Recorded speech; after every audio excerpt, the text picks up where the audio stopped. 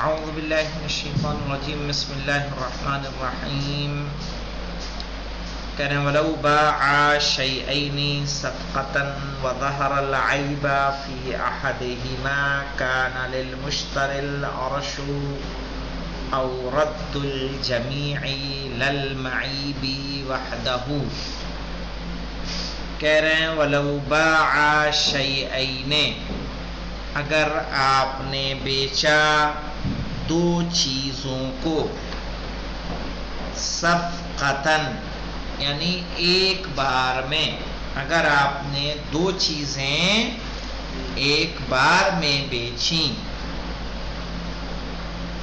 وَظَهَرَ الْعَيْبُ فِي أَحَدِهِمَا، اور عیب ظاہر ہوا ان دونوں میں سے کسی ایک میں، کان للمشتری العرش، تو خریدنے والا عرش کا حقدار ہوگا۔ عرش تو جانتے ہیں نا آپ، یعنی فرق جو صحیح اور خراب سامان کی قیمت میں فرق ہے، وہ خریدنے والا اس کا حقدار ہوگا۔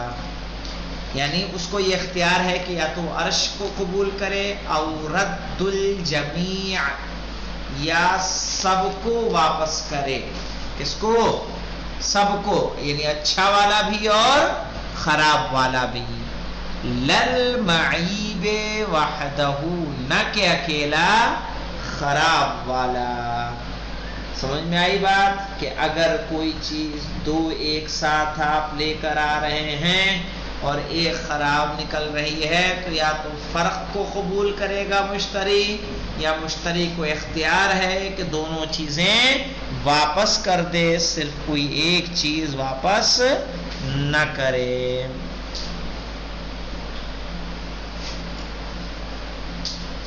جیسے کہ کسی نے بیچی ایک گائے اور ایک بکری، لینے والے نے کو گائے میں ایک عیب نظر آیا، تو ایسے میں کیا ہوگا؟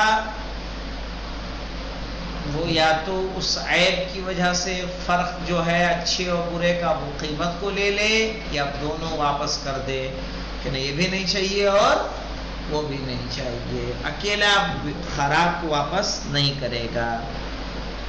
ابھی دیکھیں وَلَوْ اشْتَرَى اثْنَانِ، یہ تو بیچنے والے کے لیے تھا، اب خریدار کے لیے کیا کہہ رہے ہیں؟ وَلَوْ اشْتَرَى اثْنَانِ صَفْقَةً، کہ اگر کوئی دو چیزوں کو ایک بار میں خریدے، ہاں یعنی دو چیزوں کو نہیں، کوئی دو افراد۔ وَلَوْ اشْتَرَى اثْنَانِ، اگر کوئی دو لوگ خریدیں، صفقتاً یعنی ایک چیز ایک بار میں، جیسے کہ زید اور عمر نے مل کر ایک گھر خریدا، ٹھیک ہے، لم یکن لأحدہما رد حصته بالعیب الا اذا وافقه الآخر۔ کہہ رہے لم یکن لأحدہما، ان دونوں میں سے کسی ایک کو بھی یہ اختیار نہیں ہوگا، رد حصته بالعیب، کہ کسی عیب کی وجہ سے اپنے حصے کو واپس کر دے، الا اذا وافقه الاخر، سوائے یہ کہ دوسرا والا اس پر کیا کرے؟ موافقت کرے، یعنی وہ بھی اگر حامی بھر رہا ہے تب تو صحیح ہے، مثلاً کہ آدھا گھر نہیں واپس کیا جائے گا بلکہ پورا کا پورا گھر واپس کیا جائے گا۔ جیسے کہ آپ کو اس کے گٹر میں یا کسی جگہ پریشانی نظر آئی کہ گھر کا پانی نہیں نکلتا ہے، کچھ اور مشکل اس میں ہے، تو آپ کہیں میں اپنا آدھا تو واپس کروں گا، میں نہیں رکھنے والا۔ کہا نہیں، آپ اکیلا واپس نہیں کر سکتے جب تک کہ دوسرا اس کی پرمیشن آپ کو نہ دے دے۔ وَالتَّصَرُّفُ يَبْطُلُ رَدِّ الْمَعِيبِ، صحیح ہے، اور تصرف معیب یعنی عیبدار چیز کے واپس کرنے کو کیا کرتا ہے؟ باطل کر دیتا ہے.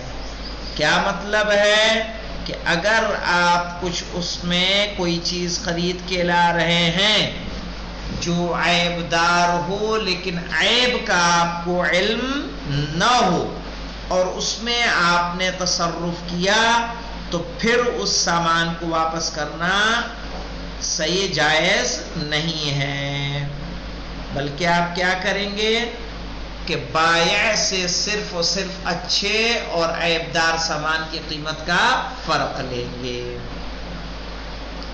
والتصرف يبطل رد المعيب إلا في الوطي في الحامل فيردها مع نصف عشر القيمة. کہہ رہے ہیں الا فی وطی الحامل، مثلا کہ اگر کوئی انسان ایک کنیز خریدے، حاملہ کنیز، اور اس سے وطی کرے یعنی جمع کرے، پھر اسے پتا چلے کہ اس میں کوئی عیب ہے، مثلا جیسے کہ وہ سنتی نہیں ہے، بہری ہے، ٹھیک ہے، یا اس کو مرض برس کا کیا ہے؟ مرض ہے، سفید داغ کا مرض ہے، یا جزام وغیرہ ہے، فَيَرُدَّهَا تو پھر وہ کیا کرے گا؟ اس کو واپس کرے گا. کیسے واپس کرے گا؟ مع نصف عشر القیمہ، نصف عشر القیمہ، ٹھیک ہے، عشر القیمہ یعنی قیمت کے 10ویں حصے کا آدھا. کیسے؟ مثلا کہ اگر اس نے 100 دینار میں خریدا تھا تو بائع کو وہ دے گا کتنا؟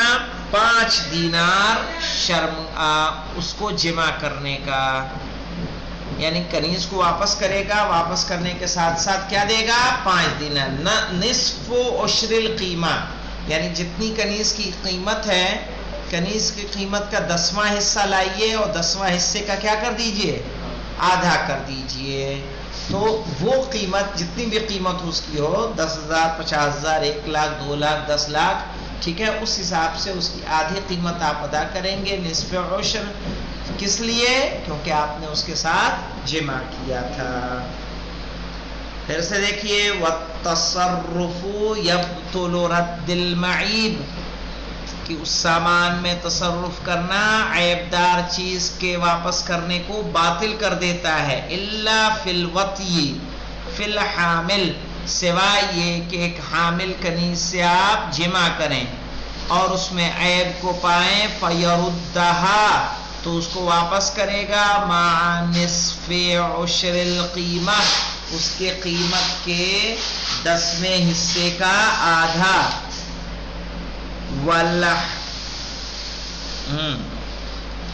والحلب فی الشأۃ المصرات،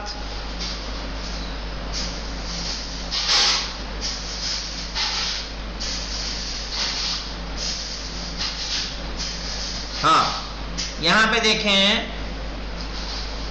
بکشات تو کہتے ہیں، والحلب حلیب ہے یعنی دودھ، فی الشأۃ المصرات ایسی مسرات، ایسی بکری کو، ایسے جانور کو کہیں گے کہ جس کے تھن میں دودھ چھوڑ دیا گیا ہو کئی دن تک تاکہ جمع ہو جائے، ٹھیک ہے، اس کو کہیں گے. نہیں ہوتا ہے لوگ جانور بیچنے والے ہوتے ہیں وہ کیا کرتے ہیں، کٹ ٹائم نہیں دھوئیں گے، پھر بلوا کے دھوئیں گے کہ لو دیکھو شارب کتنا دودھ دیتی ہے، تو زیادہ دے گی تو آپ لے جائیں گے، صحیح کہ تو اتنا لیٹر دے رہی ہے، یہ نہیں پتا کہ اس نے پہلے سے کیا مقدمات انجام دے رکھے ہیں.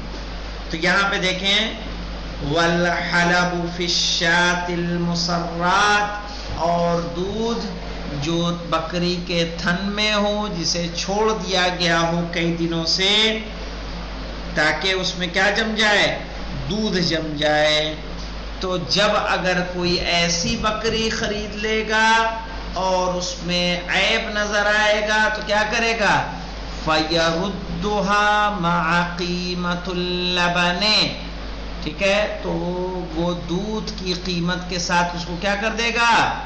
واپس کر دے گا، یعنی جتنا دودھ نکلے گا اس حساب سے اس کی قیمت وہ دے گا۔ ان تعذر المثل، کیا معنی ہے ان تعذر المثل؟ تعذر مثل سے مراد ہے کہ جتنا دودھ آپ نے بکری سے نکالا ہے آپ کو اس کا اتنا دودھ ہی دینا ہے، لیکن اگر دودھ نہیں دے پائیں تو اس کی کیا ادا کریں گے؟ قیمت عطا کریں گے۔ وَلَوْ ادَّعَى الْبَائِعُ التَّبَرِّي مِنَ الْعُيُوبِ، کہہ رہے ہیں اگر بیچنے والے نے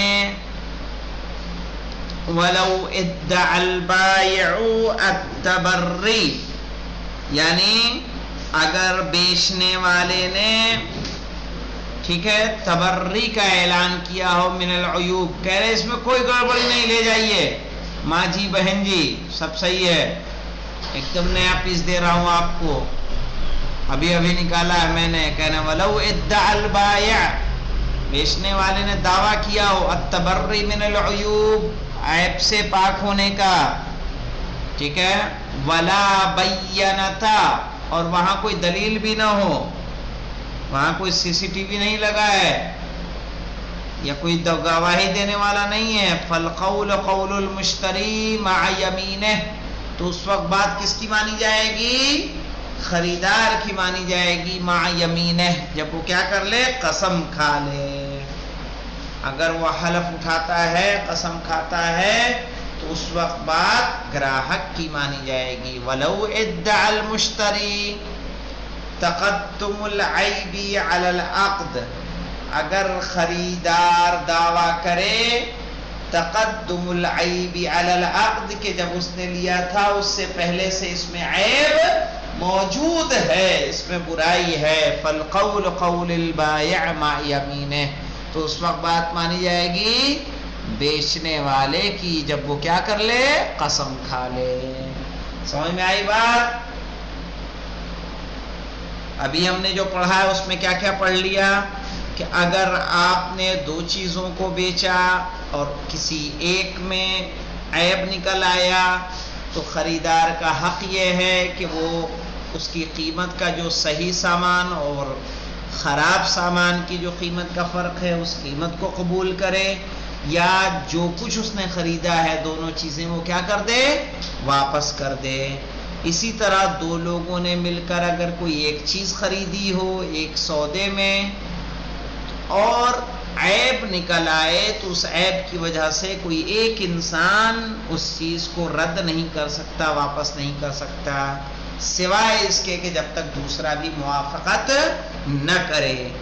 اور اگر ہم اس میں کچھ تصرف کر لیتے ہیں اس سامان میں، ٹھیک ہے، جو عیبدار ہے تو پھر ہم واپس نہیں کر سکتے، سوائے یہ کہ ہم کیا کریں؟ اس کی قیمت پر راضی ہو جائیں۔ لیکن اگر آپ نے جمع کیا ہے ایسی کنیز سے جو حاملہ تھی تو اس کو واپس کرے گا اور جمع کے لیے اس کی قیمت کے 10ویں حصے کی آدھی قیمت اس کو ادا کرے گا۔ اور اگر کوئی ایسی بکری، گائے، بھینس ہو کہ جس کے تھن میں دودھ چھوڑ دیا گیا ہو اور اسے آپ خریدیں، ٹھیک ہے، تو آپ کیا کریں گے؟ دودھ تو آپ نے دو لیا، دونے کے بعد اس میں کوئی عیب نظر آیا تو کیا کریں گے؟ آپ دودھ واپس کریں گے یا دودھ کی قیمت واپس کریں گے؟ اور اگر بیچنے والا دعویٰ کرے کہ یہ سامان میرا عیب سے پاک ہے اور اس کے پاس کوئی دلیل بھی نہ ہو تو پھر بات کس کی مانی جائے گی؟ خریدار کی مانی جائے گی اگر وہ قسم کھا لے۔ اور اسی طرح اگر گراہک دعویٰ کرے کہ لین دین سے پہلے ہی، بیچنے خریدنے سے پہلے ہی، پہلے ہی اس میں عیب موجود تھا تو ایسے میں بات کس کی مانی جائے گی؟ بیچنے والے کی، جب وہ قسم کھا لے۔ والحمد للہ رب العالمین. اب کل سے انشاءاللہ الفصل السادس فی النقد والنصیحۃ والمرابحہ.